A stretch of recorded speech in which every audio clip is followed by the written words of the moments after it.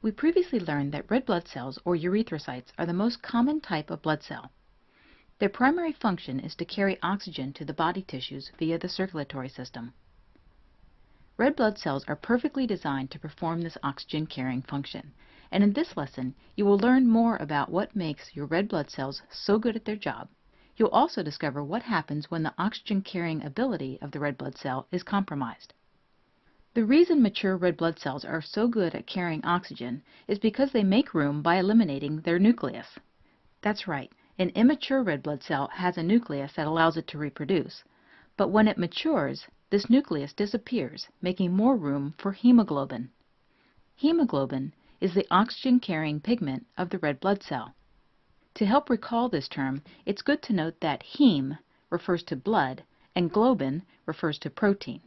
So hemoglobin is a blood protein.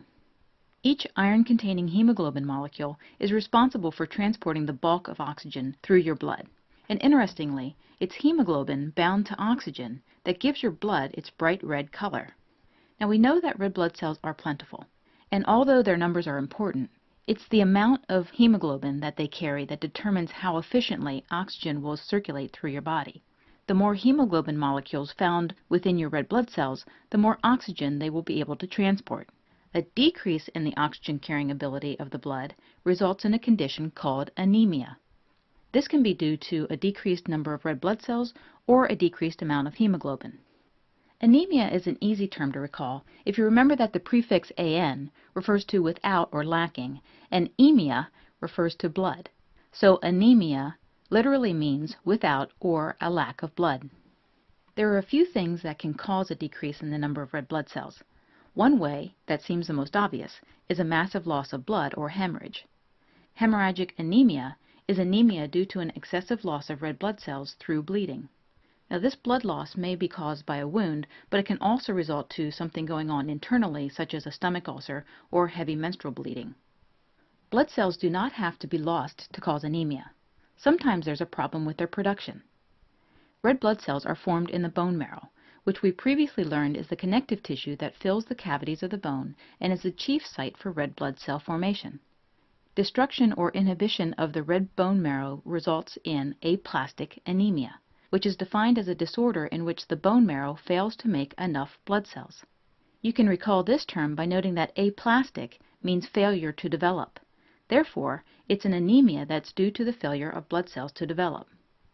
Aplastic anemia is a serious condition and it can develop at any age, and the cause might not be known, or it could result from radiation or chemotherapy treatment or exposure to toxins or medications. Pernicious anemia is another type of anemia that involves a decrease in the production of red blood cells. But unlike aplastic anemia that involved the bone marrow, pernicious anemia involves the absorption of vitamin B12. Therefore, we define pernicious anemia as a disorder in which the body cannot make enough red blood cells because the intestines cannot properly absorb vitamin B12. Now, your body needs vitamin B12 to make red blood cells. Vitamin B12 is a nutrient found in certain foods that you eat, such as meat, poultry, shellfish, eggs, and dairy products. Now, people who have pernicious anemia can't absorb enough vitamin B12 from these foods because they lack intrinsic factor. So intrinsic factor is a special protein made in your stomach that helps your intestines absorb vitamin B12. When your stomach does not make enough intrinsic factor, the intestines cannot properly absorb vitamin B12. Interestingly, the word pernicious means deadly. Even though pernicious anemia is usually easy to treat with today's modern medical advances, when it was first discovered, this form of anemia would often result in death, hence the name. Anemia can sometimes result due to a genetic disorder, which is the case with sickle cell anemia. Sickle cell anemia occurs almost exclusively in black people of African descent.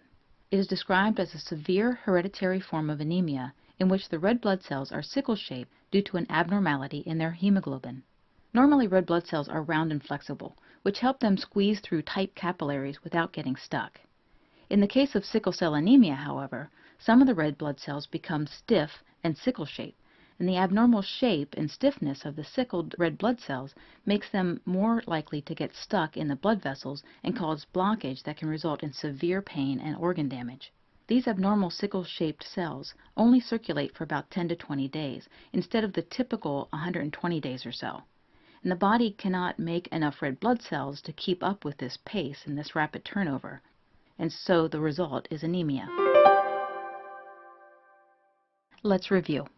Hemoglobin is the oxygen-carrying pigment of the red blood cells. If there's a decrease in the amount of red blood cells or hemoglobin, it can cause a decrease in the oxygen-carrying ability of the blood, which is a condition called anemia. One way you could lose red blood cells is through massive loss of blood or a hemorrhage.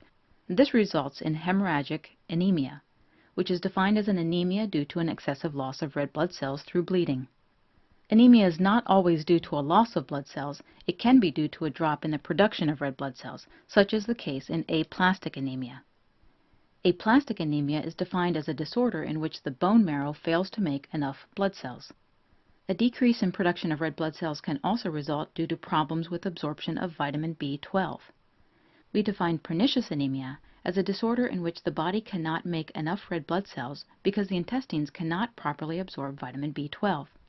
Your body needs vitamin B12 to make red blood cells, and it needs intrinsic factor in order to absorb vitamin B12. Intrinsic factor is a special protein made in the stomach that helps your intestines absorb vitamin B12. Anemia can sometimes be the result of a genetic disorder, which is the case with sickle cell anemia. Sickle cell anemia is a severe hereditary form of anemia in which the red blood cells are sickle-shaped due to an abnormality in their hemoglobin.